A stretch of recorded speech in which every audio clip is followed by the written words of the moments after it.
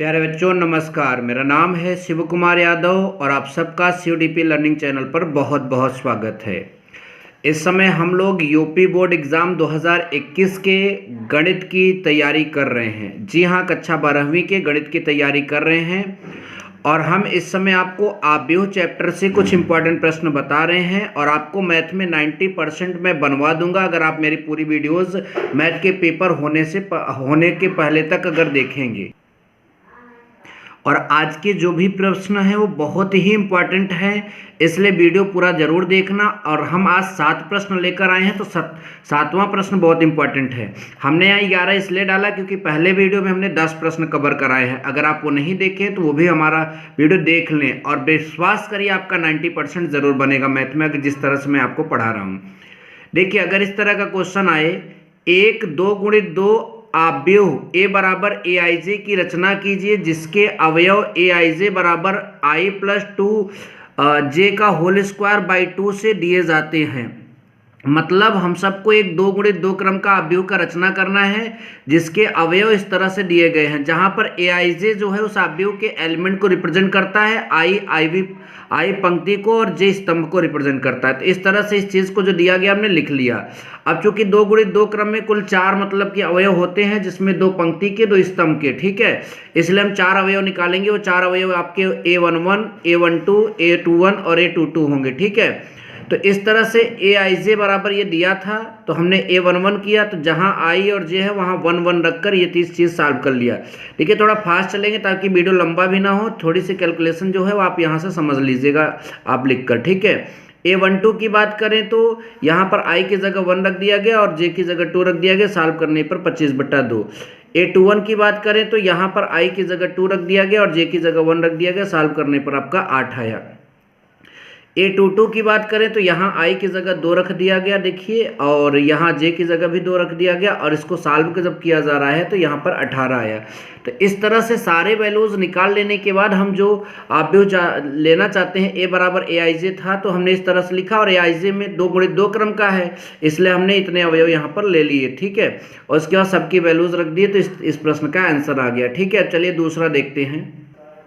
अब आ गए हम लोग दूसरे अर्थात 12वें प्रश्न पर। यदि a बराबर आपका इतना दिया हो तो सिद्ध करिए a क्यूब बराबर आपका 4a आ जाए। तो देखिए, a बराबर जो दिया था हमने लिख लिया, a क्यूब निकालने के पहले हमें a स्क्वायर निकालते हैं, ठीक है। तो ये हमने यहाँ पर a स्क्वायर के लिए a की 2 बार वैल्यूज रख दिया। अब फिर a स्क्वायर की जगह a स्क्वायर, एक देखिए गुणा कैसे होता है ये बड़ा ध्यान से देखिएगा, ठीक है। इस पंक्ति का गुणा पहले इस स्तंभ में होगा, फिर इसी पंक्ति का स्तंभ इस गुणा इस स्तंभ से होगा। तो पहले 1 का गुणा 1 से करेंगे, ये 1 आ गया, फिर प्लस का चिन्ह लगाएंगे, माइनस इसका गुणा इसमें करेंगे, माइनस माइनस प्लस हो जाएगा, 1 का गुणा 1 में करेंगे तो 1 आ जाएगा, फिर इसका इसमें करेंगे तो -1 हो जाएगा और प्लस का चिन्ह लगाते लेकिन यहाँ माइनस है इसलिए माइनस आ जाएगा। तो 1 का गुणा 1 में करेंगे तो 1 आ गया, ठीक है।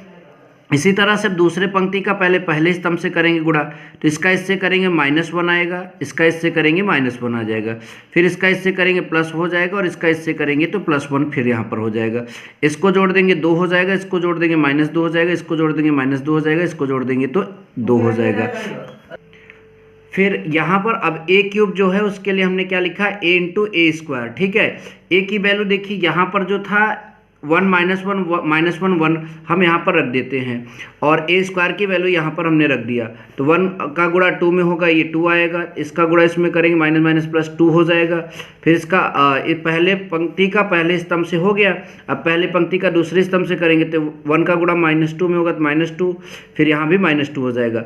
अब दूसरी पंक्ति का पहले स्तंभ में करेंगे तो यहाँ आपका -2 हो जाएगा, यहाँ भी आपका -2 हो जाएगा और ये माइनस माइनस प्लस 2 हो जाएगा और ये आपका 2 1 का 2 हो जाएगा। फिर 2 दूना कितना होता है 4, फिर ये भी आपका -4, ये भी आपका -4, ये आपका 4, सब में 4 था तो इसलिए हमने 4 कॉमन लिया और ये वैल्यू a की थी तो इसके a क्यूब बराबर हमको 4a सिद्ध करना था और इस तरह से हमने ये सिद्ध कर लिया, ठीक है। चलिए अब हम 13वां प्रश्न जल्दी से देखते हैं। 17वां काफ़ी इंपॉर्टेंट है इसलिए आप थोड़ा ध्यान दीजिएगा। एक बात मैं ये बता रहा हूँ कि वीडियो को लंबा ना होने दिया जाए, इसलिए जहाँ पर कुछ गुणा है वो मैं जल्दी फास्ट बता दूंगा, आप समझिएगा उसको, ठीक है।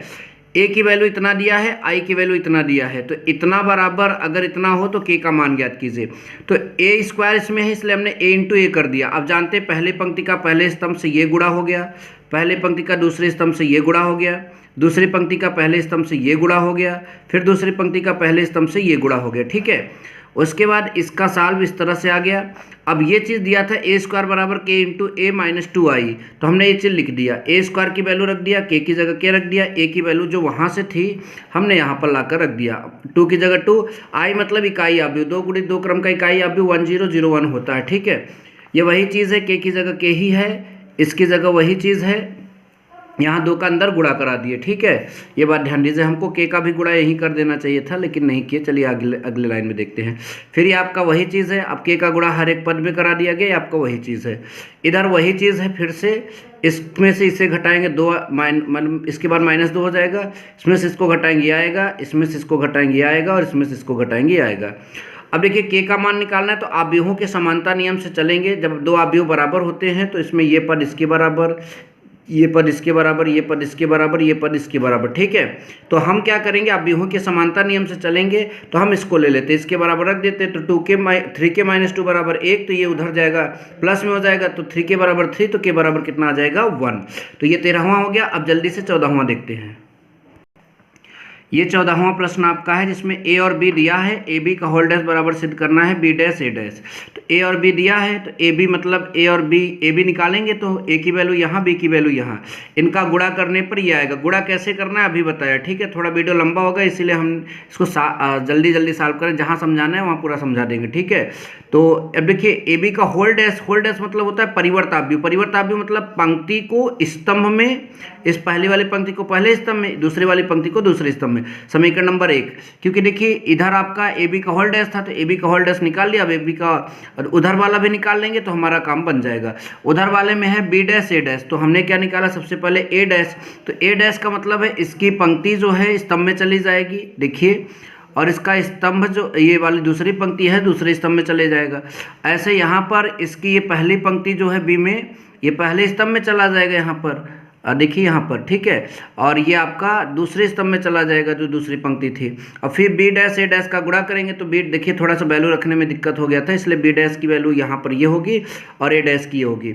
इनका गुणा करेंगे तो ये आएगा और इसके बाद लास्ट में आपका यहाँ पर ये चीज़ आ जाएगा, ठीक है। जब ये आ जाएगा तो इसको हमने मान लिया समीकरण नंबर 2। अब समीकरण 1 और समीकरण 2, समीकरण 1 में ए बी का होल डैश था, समीकरण 2 किसका वैल्यू है बी डैश ए डैश का। तो इस प्रकार से समीकरण 1 और 2 से दोनों वैल्यूज आपस में बराबर हो जा रही हैं और यही सिद्ध करना था। चलिए 15वां भी इंपॉर्टेंट क्वेश्चन है, ज़रा सब लोग ध्यान से देखिएगा। इस तरह से बराबर इतना ए प्लस ए डैश बराबर आई दिया है, तो ए बराबर दिया है और अभी आप समझते हैं कि ए डैश कैसे निकलेगा। ए डैश इस पंक्ति को स्तंभ में कर दीजिए, इस पंक्ति को इस स्तंभ में कर दीजिए, ए डैश निकल गया। फिर ये चीज़ आपके क्वेश्चन में दिया था तो ये हमने यहाँ पर लिख लिया, ए की वैल्यू यहाँ रखा है, ए डैश की वैल्यू यहाँ रखा, आई की वैल्यू ये होता ही है। फिर इसको इसमें जोड़ दिया तो हमको ये मिल गया, ठीक है। आव्यूहों के समानता नियम से 2 cos अल्फा बराबर 1 मिल जाएगा, तो हमने लिखा 2 नीचे चला जाएगा तो cos अल्फा बराबर 1/2, cos अल्फा बराबर 1/2, cos 30 का मान होता है और cos 30 को हम π/6 cos π/6 लिखते हैं। cos की जगह cos अल्फा बराबर कितना आया π/6। तो इस तरह से हमारा ये आंसर आ गया, ठीक है। अगला क्वेश्चन देखते हैं जल्दी से। तो हमारे सामने देखिए यहाँ पर fx बराबर ये दिया है तो हमको इतना बराबर ये सिद्ध करना। बहुत अच्छा क्वेश्चन है, ज़रा ध्यान दीजिएगा। fx बराबर जो दिया था हमने लिख लिया। अब इसमें fy भी दिख रहा है तो देखिए जहाँ इस फंक्शन में जहाँ x है उसी तरह से यहाँ पर fy आ गया है। तो इस फंक्शन की जो ये वैल्यू दी गई है जहाँ x रहेगा वहाँ हम y कर लेंगे, एकदम वही चीज़ कर दिए। उसके बाद इसके LHS में देखिए fx इंटू fy, मतलब 2 fx फंक्शन और fy फंक्शन का गुणा किया गया जा रहा है। तो हमने fx फंक्शन fy फंक्शन का यहाँ भी गुणा किया, तो मतलब fx की जगह ये रख दिया और fy की जगह ये रख दिया। फिर उसके बाद आप जानते हैं इसका गुणा, देखो मैं बताऊंगा नहीं, मैंने लिखा है, आप ध्यान दीजिए। इस पहले वाले पंक्ति का पहले स्तंभ से करेंगे तो यहाँ से यहाँ तक आएगा, 0 से 0 का कर देंगे, 0 हो जाएगा, तो जो यहाँ पर जोड़ा नहीं गया। फिर पहली पंक्ति का दूसरे स्तंभ से यहाँ लिखेंगे, पहली पंक्ति का तीसरे स्तंभ से यहाँ लिख देंगे। ऐसे सबका किया गया है और हल करने के बाद देखो ये फार्मूला बनेगा cos x cos y minus sine x sine y, formula होता है cos x प्लस y का।